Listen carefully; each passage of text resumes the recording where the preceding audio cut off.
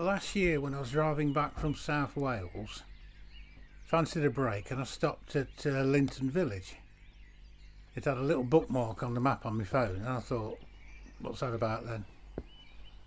I'm bloody glad I did. Now Linton is a small village in Herefordshire. It's close to Ross-on-Wye. Wow. Shit. And the spire of the church can be seen when travelling on the M50.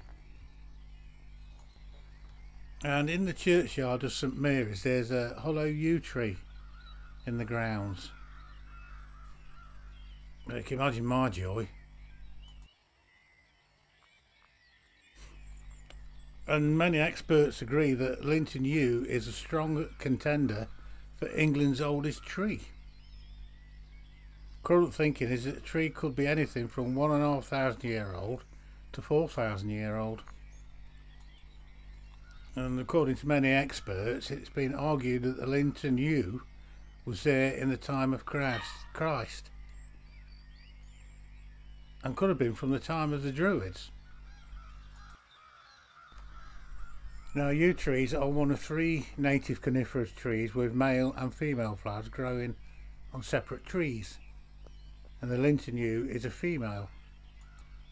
And yew trees grow very slowly, which imparts immense strength to the trunk and the branches. Now, in theory, because of the way yew trees grow, they think it could be immortal, although man and environmental changes will always pose a threat. And it can be growth itself that makes trees vulnerable, as it can snap under its own weight or keel over in storms. But this is really the end for yews, as they can turn decay into health by allowing fungal infections to eat up its heartwood, which will leave a hollow tree. This will increase the tensile strength of the remaining wood. Branches also loop down under their own weight until they touch the ground and often set root. And amazingly, while the centre of the yew is rotting away, a branch may put down a root into the decaying leaf mould and the material inside the hollowed trunk and will regenerate that way. This phenomenon can be seen in the Linton yew. It's called phoenix regeneration. In some of these older yew trees, the spread of decay will usually split the trunk into like staves, each bowing out to root itself individually. By doing so, a single tree can clone into a sacred grove. Another unique trick of the yew tree is to simply stop growing.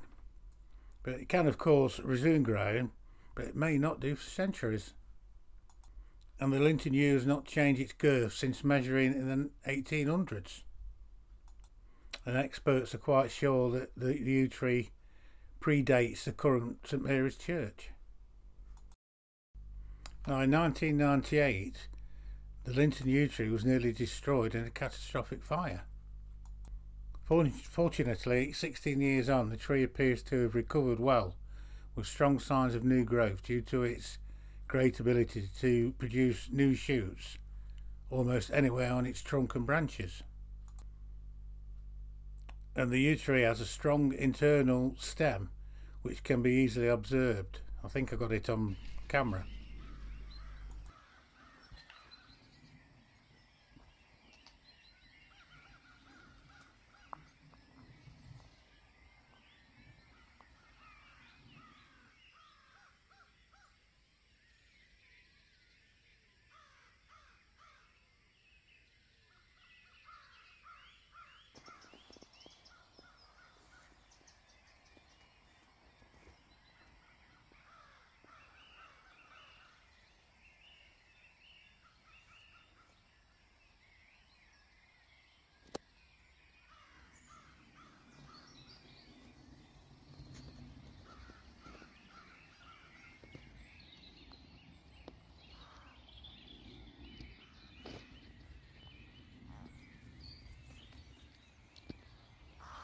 I've got another one.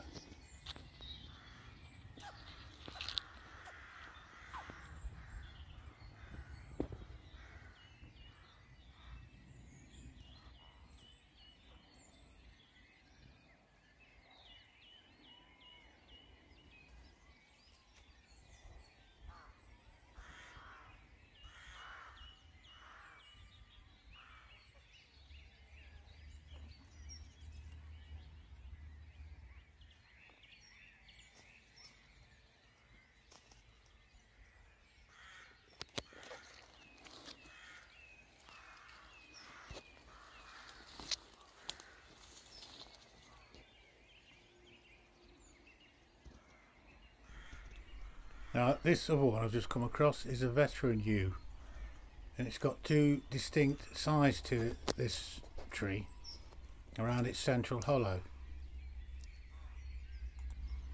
It has a girth of about 19 feet, and this one is a male tree.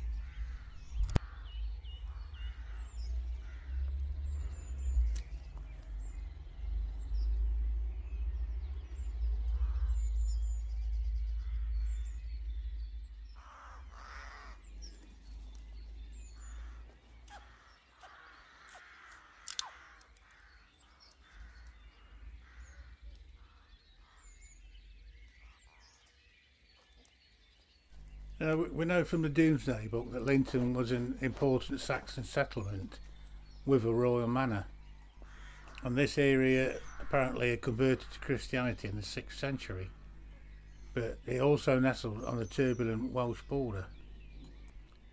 Working out this is quite difficult, they say. A later building has consumed the original Saxon church, but there is a lot of Saxon relics.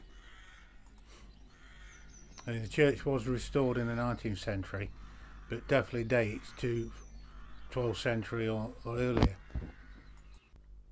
And obviously the church stands on a very ancient site. It may have history connected with the ancient Herefordshire Romans.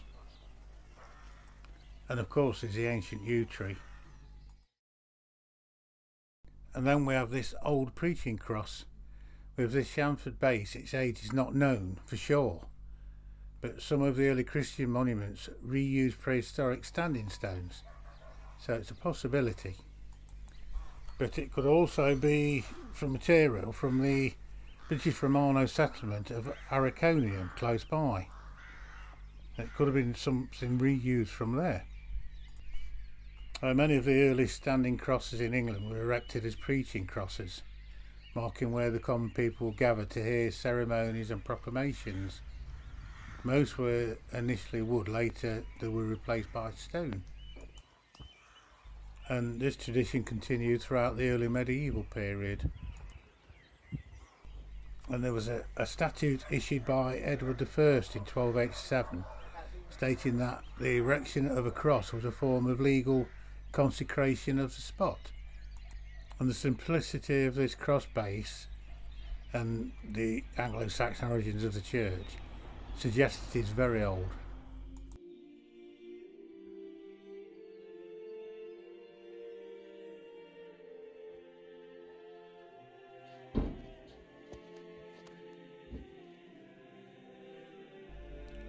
Now we have these Saxon and early Norman relics, stone relics, on the wall of the church inside. The first two are fragments of a sandstone coffin slab from about 1150. And then we have this one, which is depicting a possible early Templar cross with a petal design.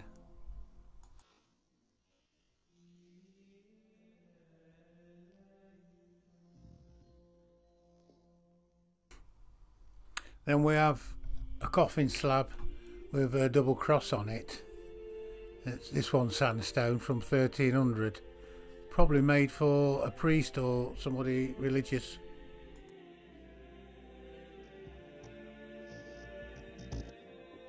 And then we have this tapering keystone, which was originally mounted on the east window wall by the Reverend Edward Palin around 1879.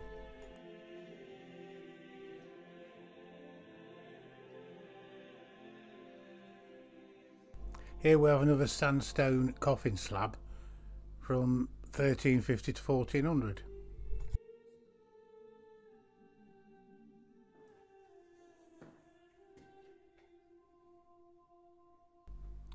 Incidentally, the Reverend Edward Palin was rector here in the 19th century and is a great grandfather of Michael Palin from Monty Python.